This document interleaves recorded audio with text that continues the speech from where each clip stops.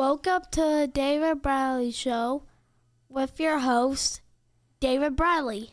Howdy, everybody. How are y'all doing? So, anyway, wanted to let everybody know this show I'm dropping on Wednesday, and this is basically kicking off my whole CMA Fest, and with the podcast and the YouTube channel. I will be streaming live during the 8th, 9th, and 10th on YouTube, and I'm thinking about doing it on Facebook also. So we're going to look into that and have it all kicked off.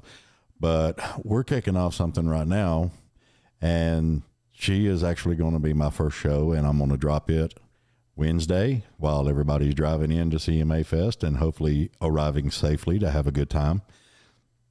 And we're going to kick everything off with a person that's probably got a really full itinerary already around CMA Fest. We're going to talk to Miss Savannah Rae. Hi, Miss Savannah. How are you? Hi, I'm doing good. How are you? Did you have fun driving up here? I did. Paula Ann hooked me and you up. And I got some info. You got some info. But by God, we made it work. We did. We're here. Here. It's all good. It's all good. So anyway, you San Antonio, Texas.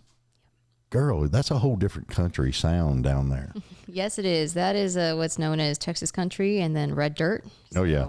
I love the red dirt country. Yep. Texas and Oklahoma.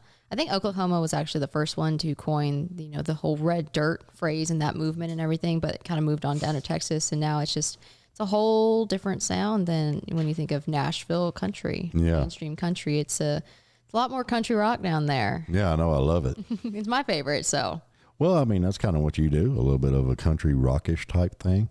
Yeah. I was trying to find my sound for quite some time, a few years, but we've finally kind of landed upon like true country rock with a lot of the new stuff that's coming out. That I'm excited for it to be out, but it is Texas red dirt pretty much at its roots. Awesome. I love it. So let's see, you was born into music and the arts, what I was told, but you said no. So sort of, kind of. I mean, see, let me, I gotta tell people this. Y'all see this? I'm not blaming nobody but the internet, okay? Because what my assistant does, and I'm fixing to move her up to a producer because she does a kick-ass job. We pull stuff off the internet and kind of check people out and see all kinds of different avenues and everything. And sometimes there's like 20 of people out there. Oh yeah. And then you'll have like one or two musicians, and it gets crazy sometimes, but we do the best we can. Mm-hmm. And hopefully by the time we get done, we made a friend. You know what I mean? Of course. And I don't know. Who knows? We'll see. But what I was really fascinated about your whole thing, I thought it was cool as shit. Boy, because I'm a metal guy. I'm a rock guy. Okay. Always been, the 80s hair band. Sure. And you made a trip and seen Evanescence, and that's what inspired you to. Right. Mm-hmm. Yeah, so I mean, I didn't grow up in a music and arts family, but I grew up in a family that just loved music. Right. No one really played any instruments. No one really sang besides, in the shower and in the car. And that's a good place to sing too. I mean, it's a great place to sing. I sound amazing in the shower. Oh yeah, I sound so great in the shower. Nobody's listening. Yeah, I mean, car singing, shower singing, that's what I grew up on. Oh, yeah. And then eventually someone was like, oh, well, it's not that bad. So I was like, okay, well, maybe we can do something with this. Yeah, who knows? But so my parents, I probably give my love and appreciation of music to them because they introduced me to music at such a young age, everything from country to rap to pop to like 16th century like loop music, you name it. They pretty much just let me listen to it. And yeah, your parents are what, probably my age, 55, 57? Yeah, my dad is 53 and my mom is 49. Yeah, because I mean that was a whole era of some of the best music I thought ever. Oh right, for sure.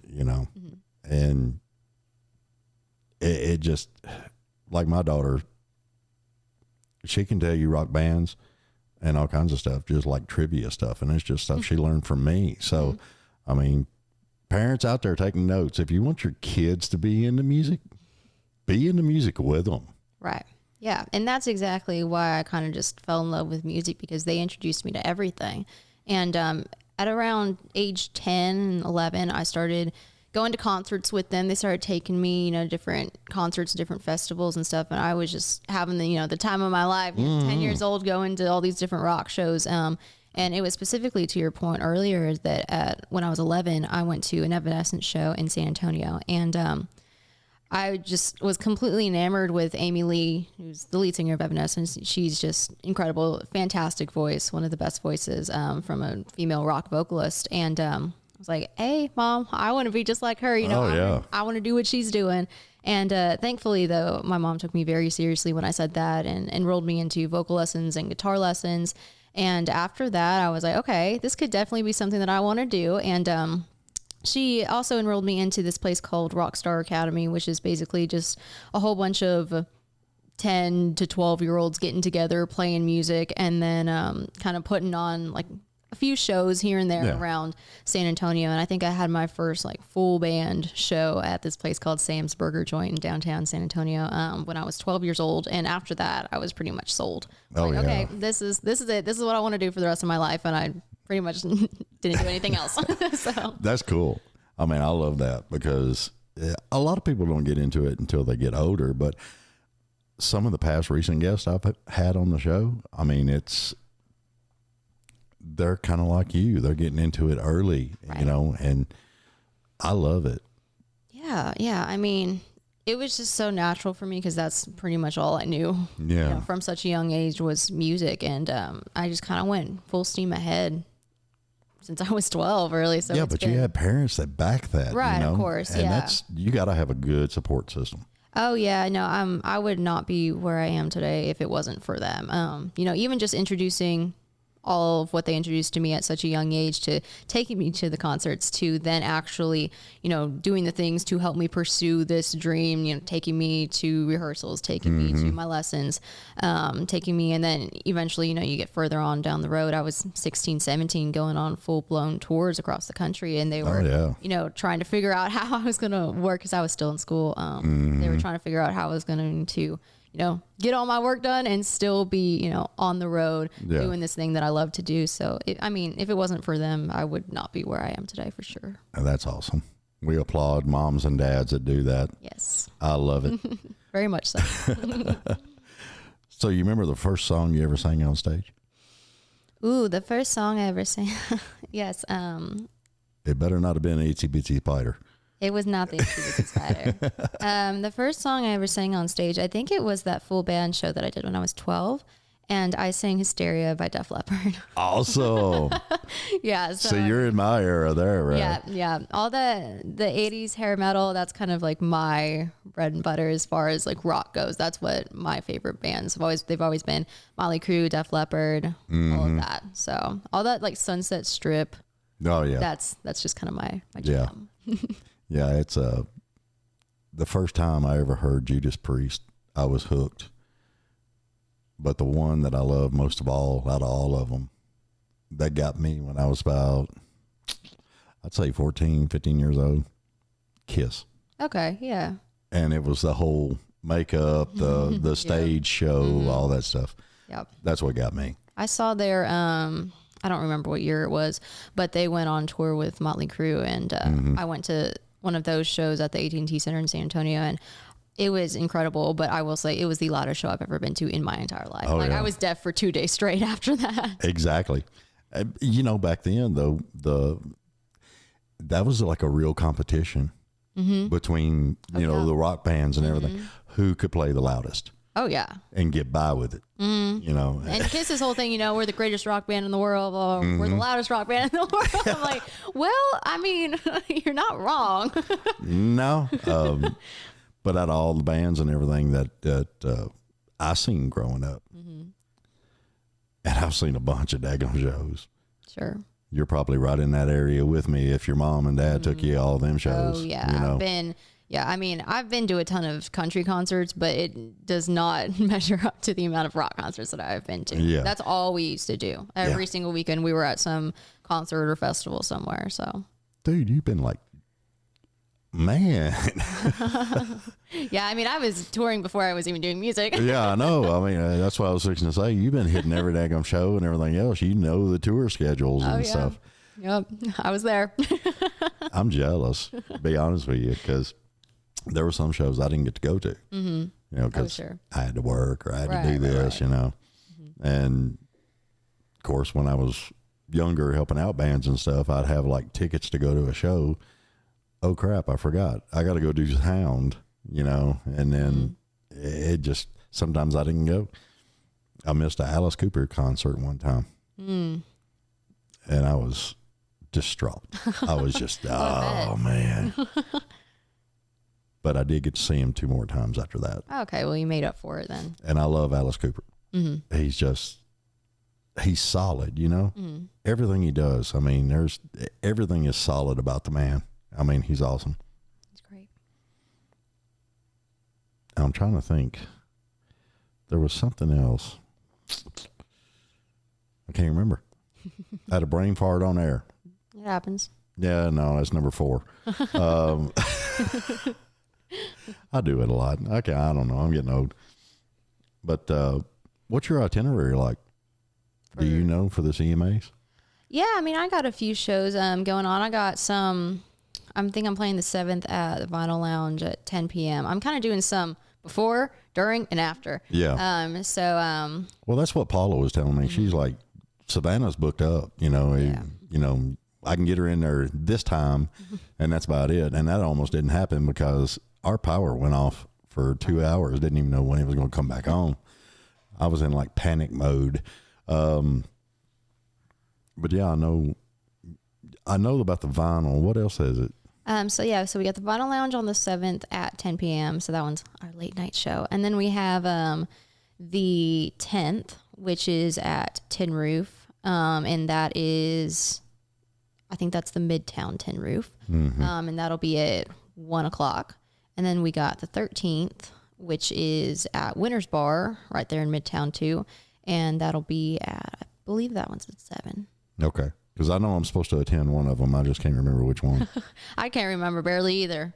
Because it was weird because Paula Ann gave me an itinerary too. And I'm like, what the hell? Yeah, I can barely remember them either. So. Oh, it gets crazy. It does. Yeah. And then, you know, we're trying to add some more too. So we'll see what actually transpires. But we got some fun ones going on. And then I got a few weeks off. And then the entirety of July, I'm gone. Yeah. Because, well, I mean, when Paula Ann gave me all your stuff and I was looking into you and everything that was going on, I was like, man, a little lady with a big voice.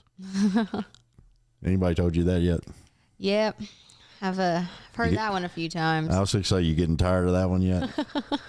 No. I like that. That one's pretty good, though. People are nuts. Man. I love that you opened for Jason Aldean. That's some good experience right there. Thank you. Yeah, no, he's one of my favorites. And I think stylistically, too, at least with the newer stuff that I have coming out, a lot of my music kind of maybe tailors itself more to that style of that country rock thing that he does. And so, and he's great. His entire family are just super nice, super kind. And then I think I've actually opened up for him twice. Way back in the day when I was a little girl. I think it was like 2016 or something like that. Yeah. I opened up for him at the Texas State Fair, like on the big like Chevy like main stage. I was like 14, 15 years old. Man. Absolutely just a nervous wreck. You remember how big the crowd was? Oh, there's a lot of people there. There's a lot of people there. Yeah, it was a big stage fright moment for me. And then after that, you know, I was like, okay, well, if I can do that, then I can do whatever else. But yeah. We got through that one. But most recently, we did the Wisconsin Country Fest, opening up for him there. Yeah. And I believe that was last fall. Sometime around there, but it was great. There was so many people there, and it was probably our best show of the year last year. Besides the John Party one, we played our first sold out stadium show in El Paso, Texas, with John Party back in October, which was just insane, crazy. Yeah. No, what's insane crazy is I didn't know who John Party was when you started telling me about it. And, you know, what can I say? I'm sorry. Very, very big artist. Yeah, I know. And I'm just like, John Party?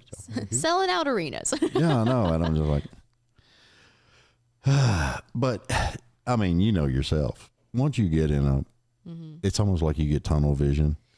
You do. Yeah. I mean, there's so many times that, you know, I'm busy doing my own stuff that I'll have, you know, people be like, hey, have you listened to this new song by this person? Hey, did you see what this person, this artist is doing now? I'm like, no. I have no clue. I'm struggling over here. I'm trying to do my own stuff. Like, that's why I had to get friends to help me, because I started the show for fun. Sure. And now everybody's digging it. That's and a full blown thing. Yeah, it's getting crazy, man. But I had to get, well, Julie, I've known her ever since high school. And she helps me out with a bunch of stuff. And Thomas Marino, he's gotten me some indie movie people and stuff to be on here. And it's just like, I'd lose my mind sometimes. Oh, yeah. And I get that tunnel vision. And I know a lot of artists get the same way. Oh, yeah. I mean, I have a team around me and they're rock solid, and, you know, they help me out with so many different things. But at the end of the day, I still have to wear like 12 different hats. Yeah. I think there's a lot that I think the general public that maybe just, you know, enjoy music, listen to music, whatever. They don't really go super in depth. They just think, oh, I just write songs and, you know, put them out. Oh, yeah. And lay around the pool and you know, eat bonbons and whatever.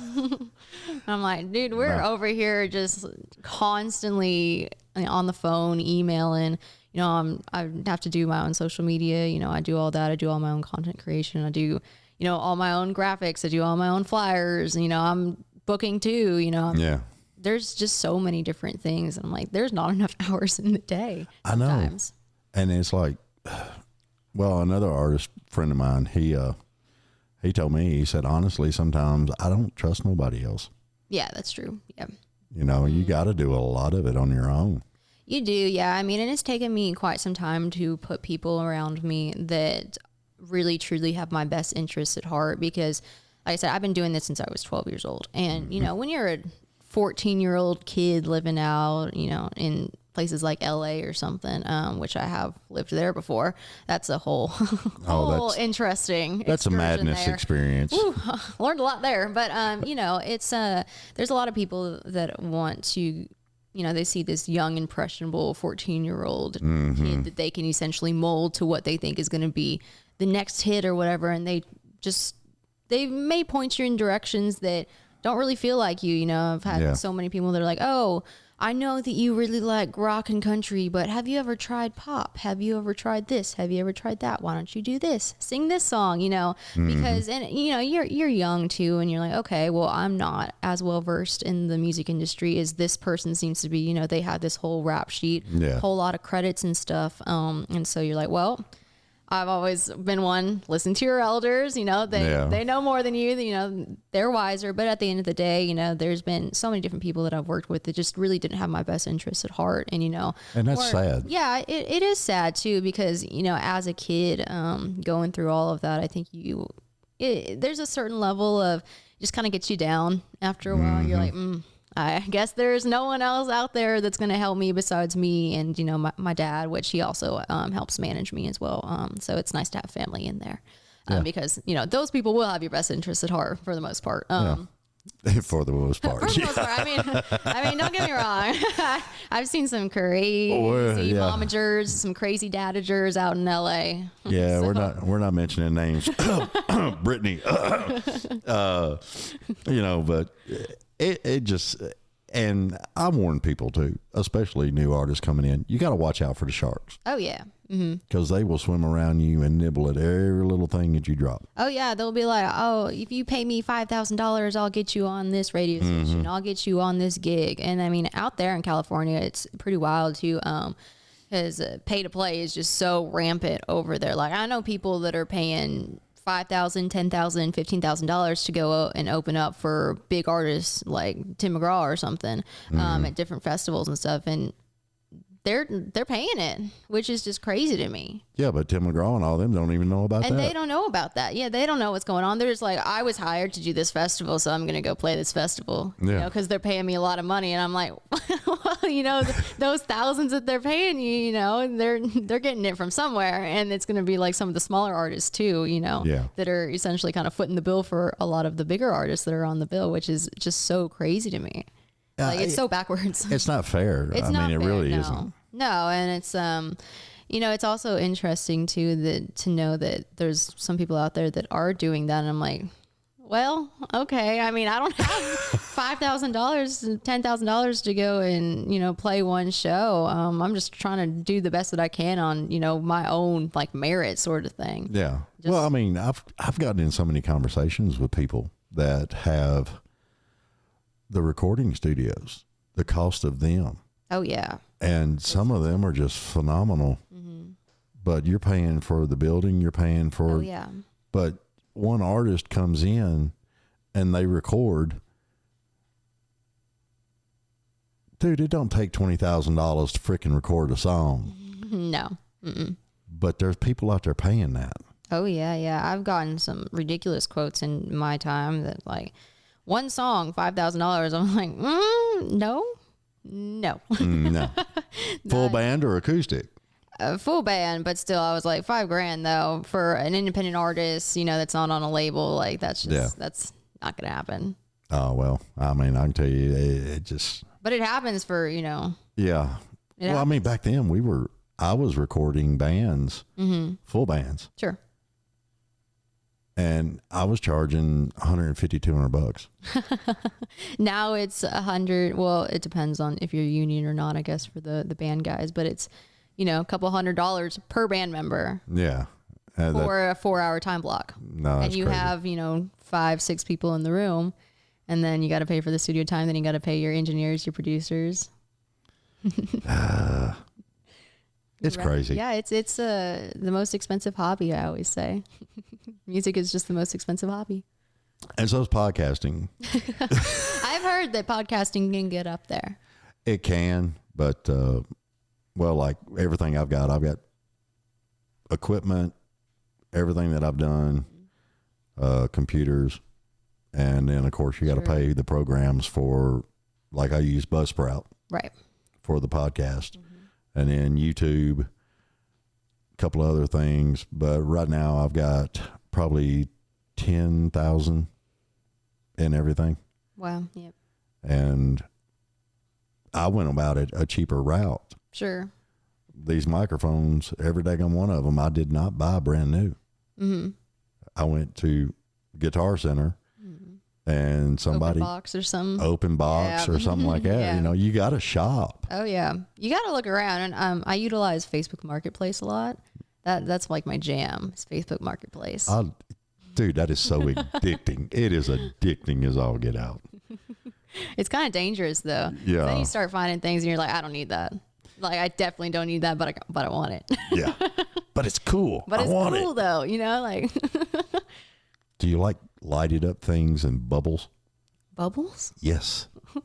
Oh, wait a minute. We sparked an interest with bubbles. Bubbles? What Bubbles. do you mean? See those two plastic tubes over there? Oh, yeah. Sitting on that black box case? Uh-huh. You fill it up with water. You plug it in. It's got a light in it. Oh. And the bubbles bubble up through the middle of the tube. That's cool though. Yeah, I've seen those before. Those are fun. Yeah, well, those two are for sale, so. Facebook Marketplace. Welcome to David's Pawn Shop. Yeah. But yeah, I mean, I just, Marketplace, it's almost like scrolling TikTok or something. It it gets so addictive. It does, yeah. You just sit there and scroll and scroll and scroll and scroll. I found some gems off of there though, so you know, found some cool stuff. Have you found anything that's your merch? Not yet. Will it shock you when you do?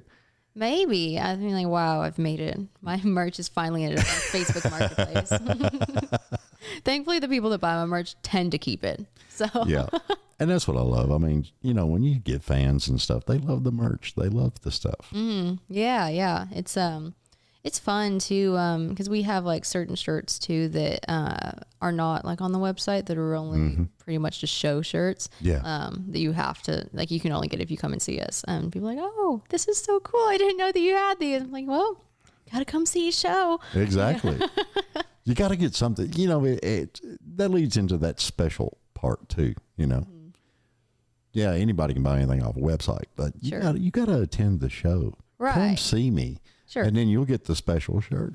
I also feel like that's such a thing too, at least back in the day when I was going to concerts and shows and stuff, is that I always, you know, go see the show. Well, you go and get your souvenir. You go and get, you know, your merch shirt to say, hey, I was there. Or like, you're just supporting, like, there's so many bands, at least, especially in, like, if you've ever heard of like Vans Warped Tour. So those bands are just scraping by, like, barely. And you know, back in the day when I was also kind of doing that thing, I was like, oh, I know how bad y'all got it, let me go buy a shirt, because like, I'll go support y'all are killing it, sort of thing. So I mean, that's also really special too. Whenever Vans would come through here, my daughter, I think she was the first ones in line to get the tickets and everything else, and she loved Vans Warped Tour. Oh yeah, that was. But it's kind of my fault, because my first concert was Kiss. My kid's first concert was Kiss. Oh yeah. Out at Starwood Amphitheater. Yep. Did you ever go to Starwood? I didn't. Man, it was a huge thing. Really? Oh, it was gorgeous. I loved it. But I mean, you just don't get places like that anymore. Sure. Yeah, they tore it down. Yeah. I was sad. I'm still sad. Still pissed off about that. But anyway, man, I'm going to tagline that, man. She's shaking her head. Shaking her head, no. But anyway, yeah, that was something that I always liked, because, you know, back in the day you had just the t-shirts that you could get at certain concerts. Sure. And you always had the tour info on the back. Right. That was fun. And that was always awesome to me, because that meant I had something special. Right.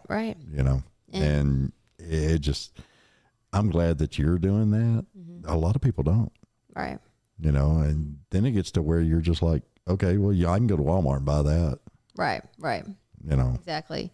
Yeah, I mean, I try to do it a little old school as much as I can, you know, in this newfangled generation, newfangled social media and everything. But no, I mean, there's a lot of people, especially down in Texas, that kind of do it old school as well.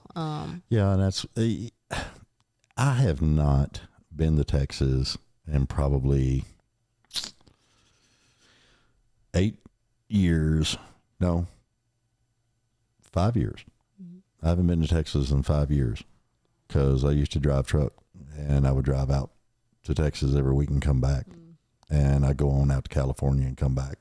And I always loved it, because once you hit the Texas line and you can tune in some of those Texas radio stations, you could just hear the difference in the music. Oh yeah. You know, and it was just crazy to me. I mean, it's like Texas took some of the stations that I would listen to when I was driving through there. They had like that whole old country swang to it, and I loved that. Sure, yeah. But then you get back to Nashville, and you're just like, what happened? Where'd it go? It's very different. Yeah. Yeah, I mean, Texas country is really its own kind of genre of country music. It's just so different. You know, like I was saying before, it really is that country rock kind of sound. It's a little bit more organic, whereas, you know, here in Nashville, you get a lot of pop country, which I feel like it's not as prevalent. I think for whatever reason, and I'm very happy about this, there's been a lot of Texas artists that have just made crazy names for themselves, and they have brought some of that Texas sound to Nashville. And I think Nashville people are finally kind of like, okay, like we're listening, we see what you're doing. Yeah, we can dig it. Yeah, and so I think that things are kind of turning, because there is a lot of Nashville artists too that have just really started honing in on that kind of country rock sound. I mean, Jason Aldean's always been doing it. I feel like his sound's been pretty consistent. Oh yeah. But, you know, like Brantley Gilbert, Hardy, of course. Hardy's one of my favorites. Jelly Roll, which he was a rapper. Yeah. And now he's in the country sphere. He just released an album like a few days ago that is pretty country. I mean, he has his own sound, don't get me wrong. Like, and you can tell when it's a Well, I Jelly mean, he Roll put song, his own spin on it. yeah, but it's still like, I'm like, wow, okay, that's really cool. I was listening to it in the car, but there's a lot of people like that are kind of bringing that country rock, and just, it's a different version of country, kind of mainstream. And that's something that I love, because it is so different. And it's kind of marrying the two, country and rock, which I've always wanted to do myself. And so I'm really excited to see where everything is going nowadays. Because I mean, it was that pop country for a while, but I feel like that's kind of being phased out. Yeah, and now I think it's fading. Yeah, it's the more rock country, and then with people like Cody Johnson and Parker McCullum, they're kind of bringing a few more traditional sounds to the mix as well, which I love. I mean, Cody Johnson, he's from Texas guy. Parker McCullum, he's from Texas too. I mean, there's a lot of people from Texas really kind of changing the sound of Nashville country, at least mainstream country that you're hearing on the radio, and I'm really excited for it. Well, yeah, and you get to get right in there with them. I mean, I hope so. We're trying. We're trying. But yeah, I just I was seeing some things on TV.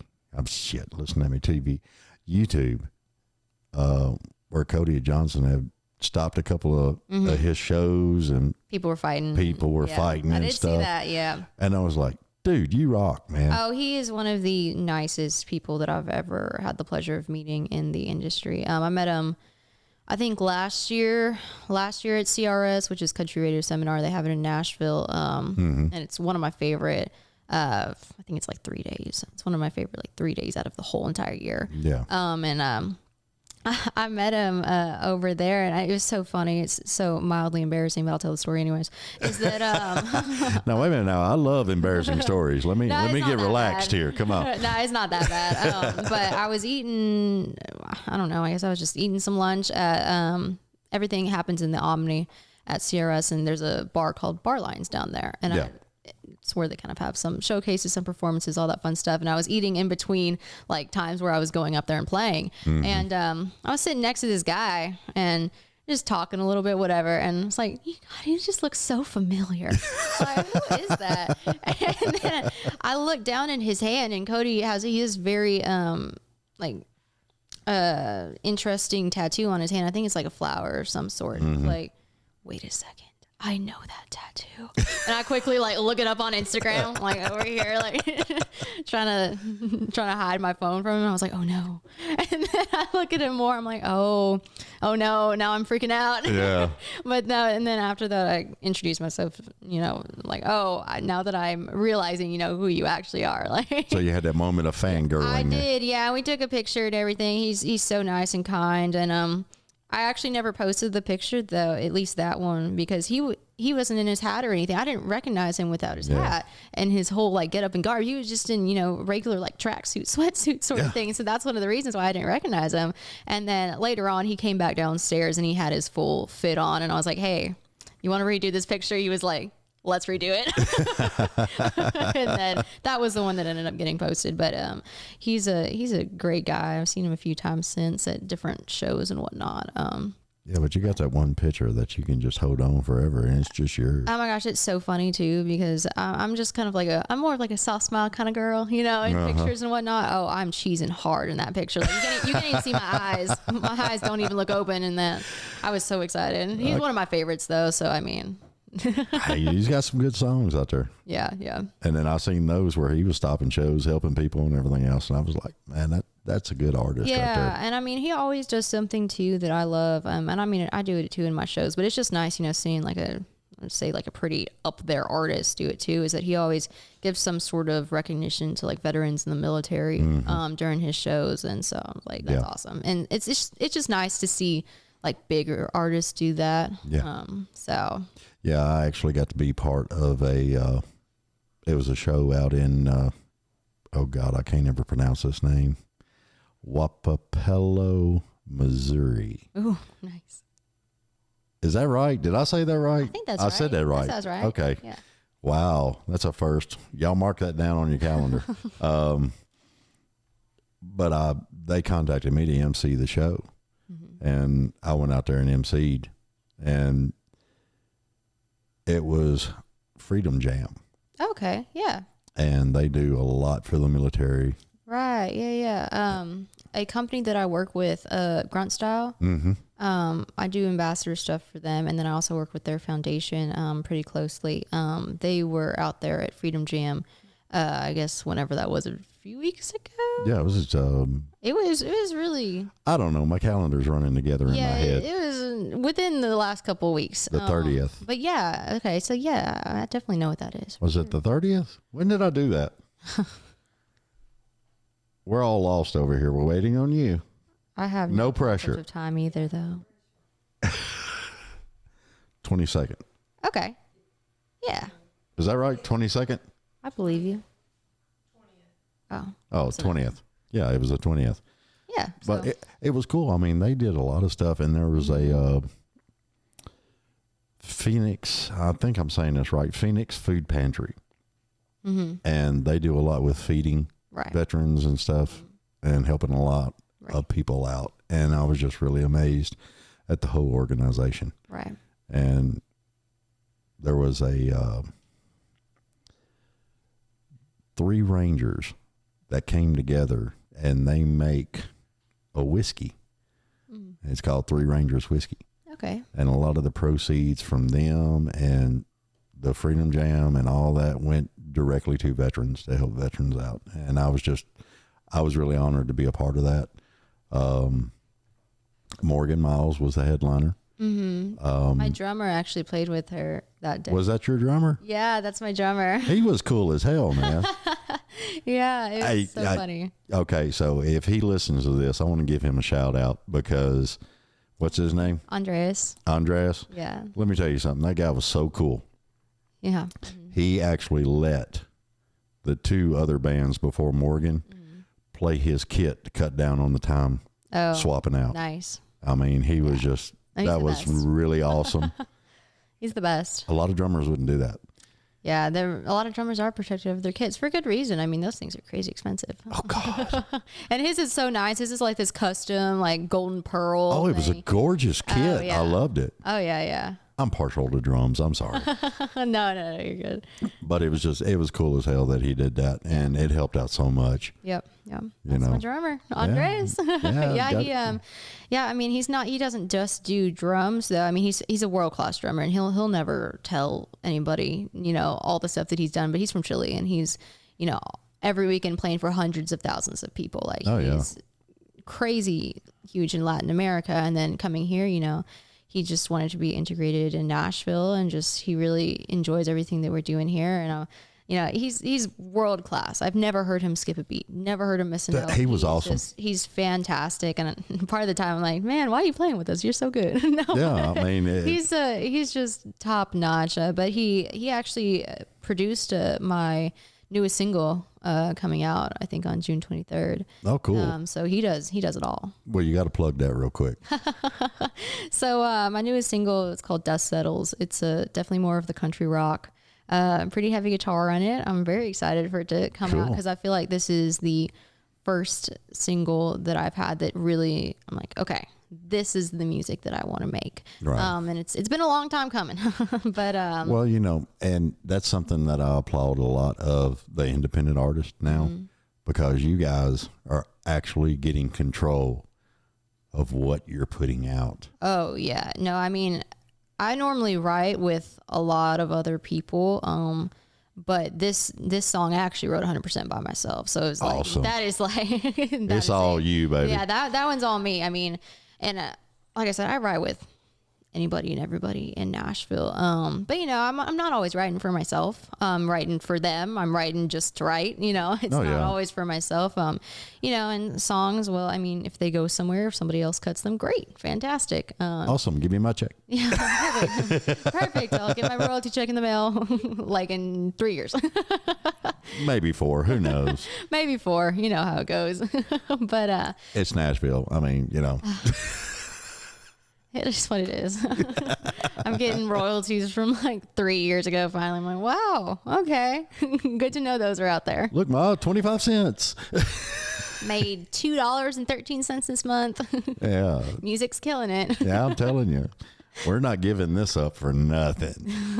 Hey, I mean, that's why most every artist I know have just regular jobs, regular 9 to 5s. Mm-hmm. So, I mean, I do not have a regular 9 to 5. I mean, but I still have to do just odd jobs here and there just to, you know, pay for the recording, pay for the studio time, pay for, you know, anything else that needs to be paid for, you know, marketing of the single. You got to. Gosh, it is, like I said, it is the world's most expensive hobby. Oh, yeah.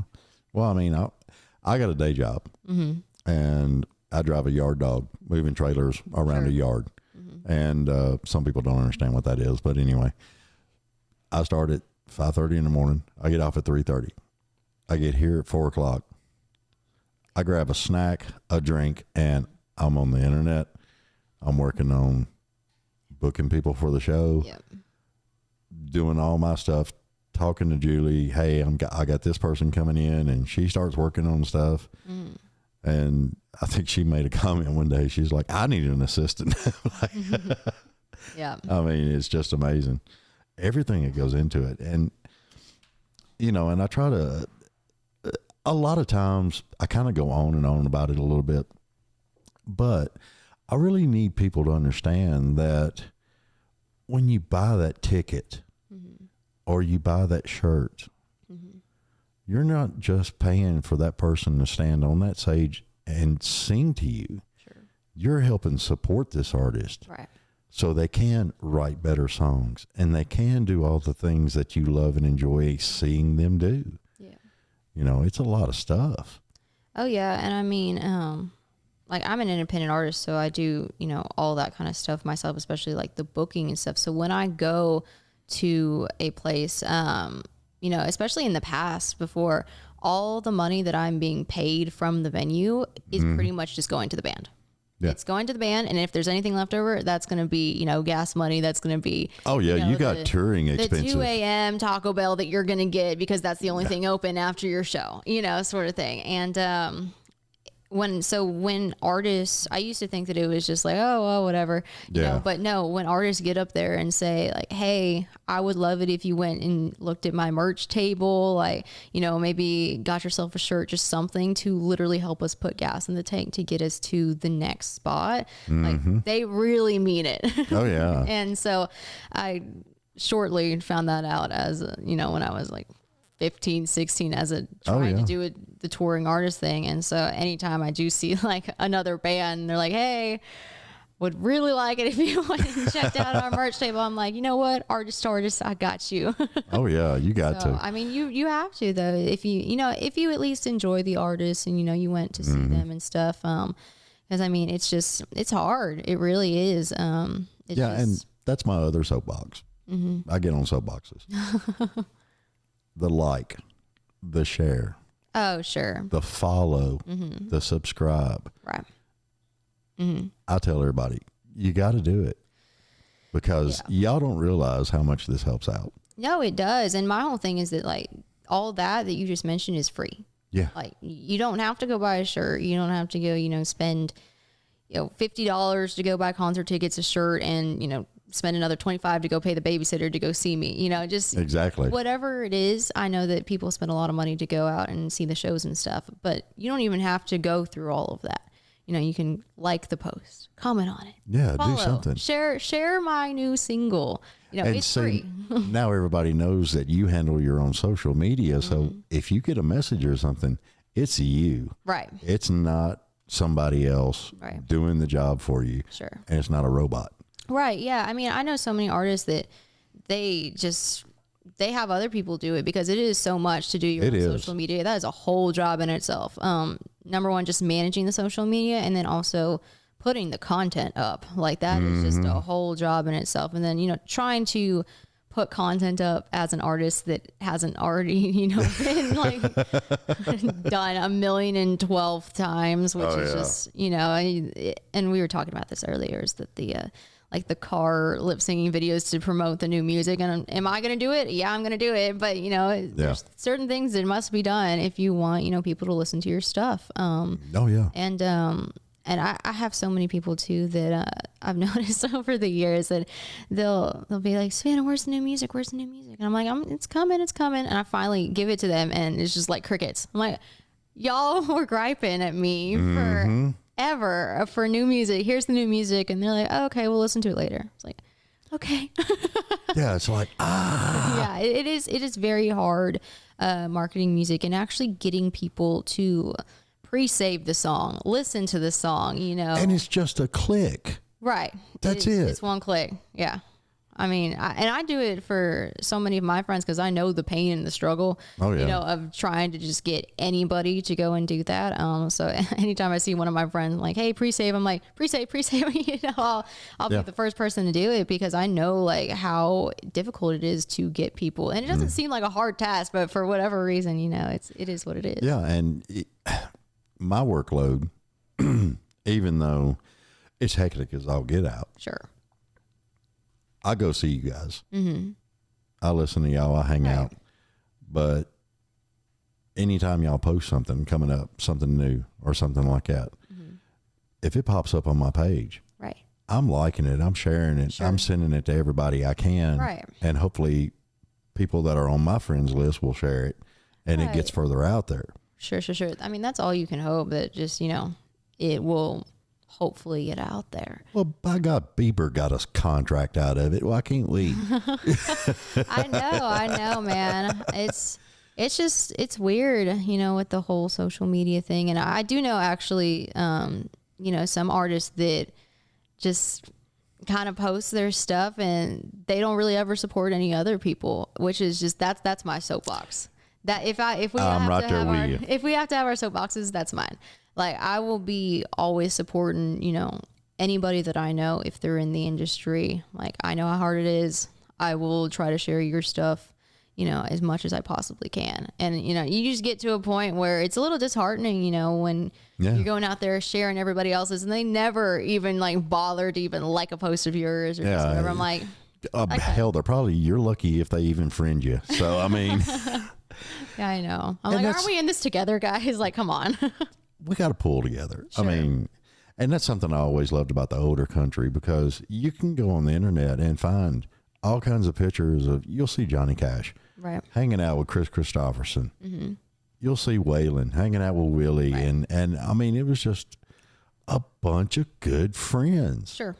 You know, and you don't, sometimes you find it, and then other times you'll see like some artists have animosity towards other artists, and I don't really get that. You know, people need to pull together. That's what my thing is that, you know, there's room enough for everybody to succeed. And this was a thing that was very prevalent when I lived in LA, is that it is a very dog eat dog world. People are pretty much only out for themselves. They will step on anybody to get to where they need to be. And that was so prevalent when I lived out there in California. Thankfully, not so much here in Nashville. I mean, of course, you know, you have your people here and there, of course. Of course. But, you know, especially when I lived out there in LA, it was just crazy. I was like, people will just stab you in the back if it, you know, benefits them. If they can, like, I had this one girl, she's probably still doing it.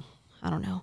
But she would go behind my back and go and tell every single venue and or festival why I was not a good person to book and why she was.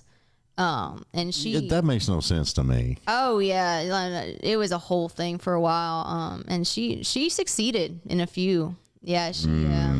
She killed a few pretty stellar gigs for me, just doing some dicey stuff like that. And it's just very unfortunate, because I'm like, dude, Like, this girl looked nothing like me, right? Like, she was blonde, tall, brunette, short. I sing country rock. She sang almost borderline pop stuff, you know? And I'm like, there is room enough for both of us in, you know, this field to be successful. I'm like, the only person I'm in competition with is myself. Like, I just want to try to do the best that I can do and then try to do it better, you know, sort of thing.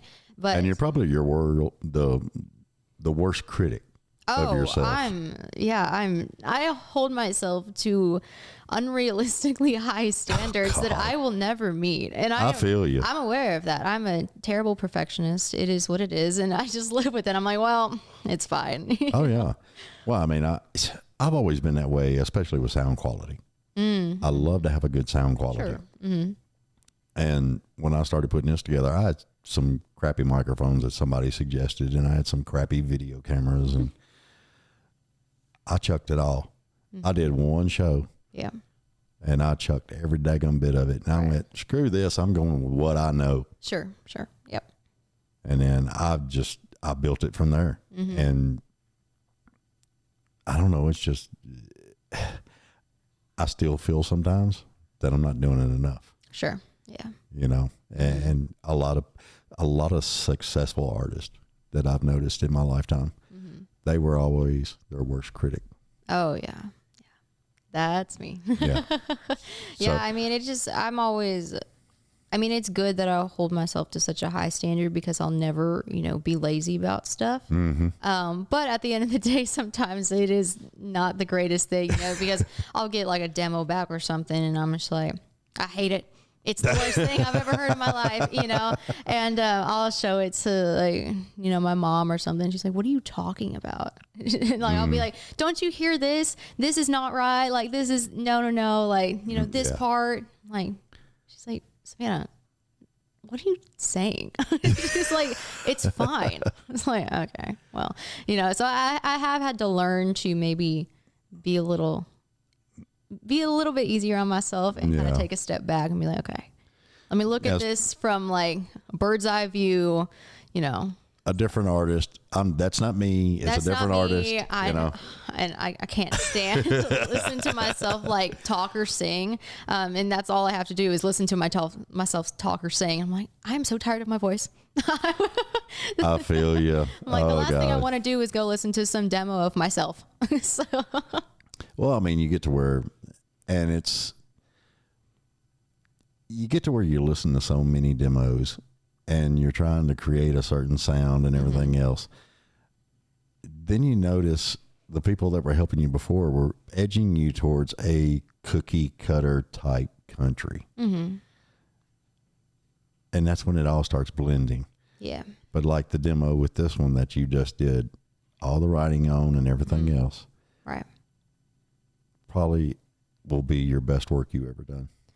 I mean, I'm still so annoying, but there's still things on the track that I'm like, what if we did this? I'm like, Savannah, it's already mastered. Stop. Yeah, just you gotta stop. Just give it up. You know. But yeah, no, it for sure feels so much more like me. I'm like, okay, I'm happy, you know, with this because before it always felt like there was something off. Yeah. And you know, when you're in the moment, you don't really think about it. You know, you're like, oh, it's the music that's off. Oh, it's the lyrics that's off. No, it's the fact that it's not you. You know, you're not 110% in it because if you were, it wouldn't be off. And say that'll give you more of a better stage presence too. Right. Yeah. I mean, because then you have, you know, you're really feeling what you're saying. Yeah. You know, and especially in country music, you know, you always say 3 chords and the truth. That's a big thing. And so, you know, a lot of people don't even know that saying. They don't? I thought that was just a universal thing. No, it's a lot of people don't know it. Well, 3 chords and the truth. I think that's one of my lyrics in one of my other songs too. I like that one. It's because it's so true. But you know, if you're writing something, that's why I always like to have a hand in stuff that I'm writing. Cause I know a lot of artists, they cut outside songs. And I mean, I've cut outside songs before too and stuff, but I like to have that personal, you know, connection to what I'm writing. So I like to at least write like 75%, you know. Yeah. I have this idea, I'll take it into a writer's room. I'll get with maybe another person or 2 other people and I'm like, hey, here's something that I have. What do you Yay, think? nay. Yeah. Do you hate it? Do you love it? If you like it, let's work on it, sort of thing. I see that's something I never ever sat in on. Oh, really? I never have. It's an interesting time. I actually want to do that. Mm-hmm. I want to sit down with some people that are writing a song and just sit back and I want to see how it comes together. I want to see what all goes through to actual writing a song. Yeah, I mean, every time that I've written has been different every single time. Sometimes I'll come in with something and I'm just like, this is pretty much close to what I think it should be. What do you guys think? Can you help me out maybe on these few other parts? And other times I'll go in there not knowing anything. I have nothing to give you. I'll walk in there and just be like, I got nothing. Yeah. What you got? And it sometimes happens like that. And sometimes, the best songs come out of that. Oh yeah. And so, I mean, sometimes you'll spend 45 minutes in a room. Sometimes I spent not too long ago, I spent like 6 hours in a room. Yeah. After that, then you should probably just put it down, put it to rest, come back later. But we'll say in the 80 bands, when I was doing the biggest part of when my career started actually in recording and everything, you would have the bands, 4 or 5 piece, whichever, and somebody would have a riff, yeah. and they would build it there musically. Sure. Nothing's wrote down, nothing's recorded. They're just hammering it out. Right. And then whoever the lyricist was, Sure. you go eat lunch, come back, and dude's got the lyrics. Right. Yeah. And then they're putting it together. And once they got it all done, you hit record. Right. Yep. And they would just hammer it out. Yeah. And that was some of the best times I ever had in a recording. I loved it. Yeah, and I mean to me that's kind of like the old school way of like doing stuff, because that's what I always thought was the way that songwriting goes. That's what I think. That's why I was wanting to set in on one of those. Yeah, I mean, because back I was listening to a lot of rock music, and those were people that were bands. Yeah. A lot of people in Nashville, I think, are kind of different in that regard, because there's not a lot of bands in Nashville. There's a lot of solo artists in Nashville. Yeah, there is. And so all those solo artists, they either write or they will get songwriters to give them songs. And then they go to the band and are like, hey, this is what we're doing. But a lot of those people are also hired guns, maybe not actually there's a lot of the band, not like an Old Dominion. I don't know the writing styles because I don't know them, but I don't either. Brothers Osborne, they probably, get together a little bit. I mean, there's like 2 of them, but they probably get together, talk about their stuff, Old Dominion, they get together, Rascal Flatts, they get together, talk about their stuff. But there is a lot of solo artists in Nashville that just do it very differently. Rock bands, I think, are still, for the most part, like that. They'll get together in the room and, everyone will contribute something. But I think for the Nashville, it's mostly like the solo artist kind of thing. Yeah. And so, it will be just songwriters for the most part. Yeah. But I have recently started to kind of take a lot of help from my actual band. And, I'll have some of my guitarists send me just riffs, just a little kind of template track of, something. I'm like, I'll send them a song and be like, hey, this is a really cool song. I'm feeling this. Make something inspired by that, sort of thing. And they'll do their thing and then kind of send something back to me. And I'm like, oh, sick. Awesome. Let's do something with this. And so then I'll, lay some melodies, words on top of that. And then, you pretty much have your song going. And so that's what I've been doing a lot recently, with some of my band members, because they're so talented. And, a lot of them are, because I mean, sometimes you can get either like a touring member of your band or a studio member of your band. Yeah. Sometimes you can do both, and I have a few of those in my band that do both, so they know the studio side of things, and so they're always kind of working on that creativity side, just bringing something random up out of nowhere. And well, you definitely got the drummer for it. I mean, shoot, I know. It's like a unicorn. I'm going to hold on to him for forever. Yeah, I'll never forget. He was playing behind Morgan, and I was off stage right. And I was just hanging out back there. And he's up there just laying it down, you know. And then he turned around and looked at me and just big shit-eating grin and went back to it, you know. He's our happy guy. He was He's funny. just happy to be there, honestly. He was great. I mean, like you said, I mean, I don't know how much he played with Morgan before or if he had before, but he was just, didn't miss a freaking lick. Yeah, I'm not entirely sure their whole history and how long they've been playing together, but he's fantastic. That's actually how I met him. It was in the studio. I was recording with my producer at the time, and you know, he just hires guys who he likes that are well known in the city that have, you know, great list of people that they've played for. Yeah. And so I met him there, and I think one time I was just in a lurch that I needed a drummer bad, and I was like, I need somebody for this date that's 2 days away. No one will respond. You know, I'm like freaking out. And thankfully, he was like, oh, I'll do it, sort of thing. I was like, okay, cool. And then he just never left. He just kept saying, I'll do it. Yeah, but 2 days to learn your stuff. Oh, yeah. No, that is amazing in he's itself. fantastic. But I mean, those studio guys are just ridiculous. I will give them the crappiest voice memo of just me on my bed playing my guitar. Just like I sound, you know, it's 3 a.m. I sound just voice gone. Yeah. You know, a mess. I will give them this disaster work tape. And they'll be like, okay, we have the kind of like the main foundation, the template in our minds, and they will just turn it into something magical. I'm like, wow, God bless you guys. That is awesome. Making me sound like I know what I'm doing, because clearly. Well, what you're doing is working, so that's all that matters. We'll see. We'll see. We're doing all right, though. We're doing all right. That's good. I'm tickled to death. Man. We're trying our best out here. It's hard. It is really hard. is. Yeah, it is. There's so many people that, like, my dad will know maybe from like high school, and someone will reach out to him and be like, hey, I know that your daughter's in the music industry. My kids are really interested in doing something in the music industry as well. You know, do you have some advice for us? And he's like, don't join the music industry. Is his number one advice. And he goes, number two, if you have to join the music industry, then he'll go into, you know, all of what he has to say. But there's a whole spiel. And yeah. That's what I tell people too. I mean, because I have people asking me about the music industry, and then I have people asking me about truck driving. And I tell both of them the same damn thing. Run. Just run the other way.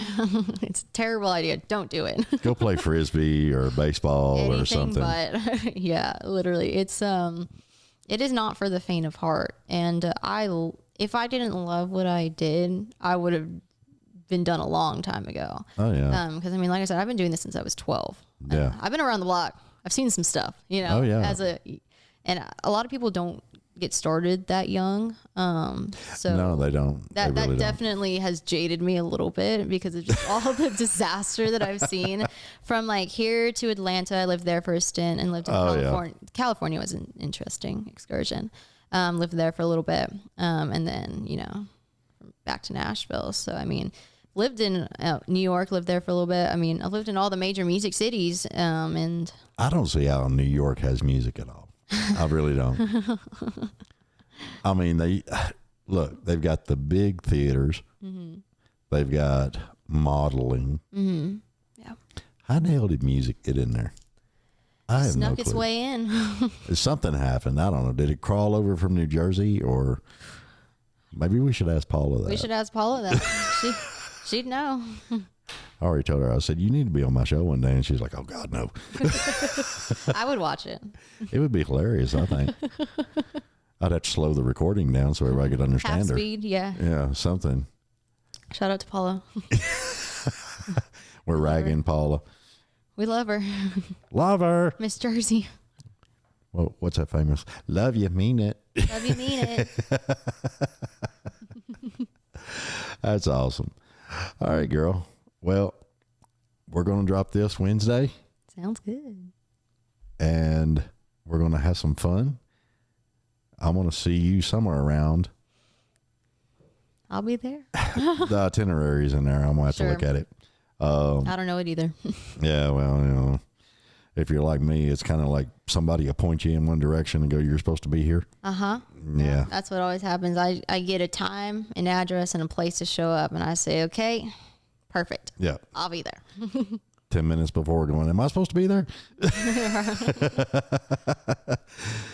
Well, tell everybody where they can find you. All your socials. You're putting them all out there so everybody can stalk you now. All my socials, feel free to stalk all you want.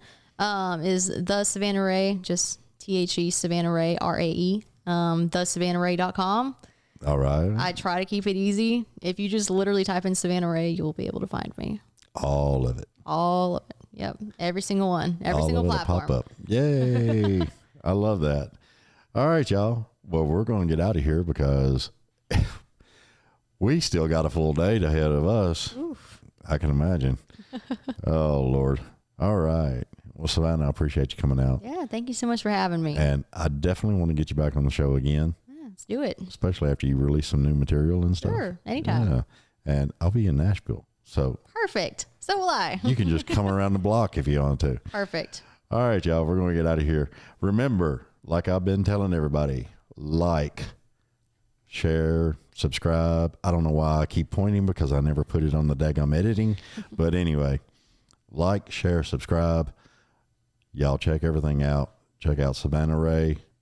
Awesome vocalist. I love a lot of her music. Y'all check it out and help support Savannah.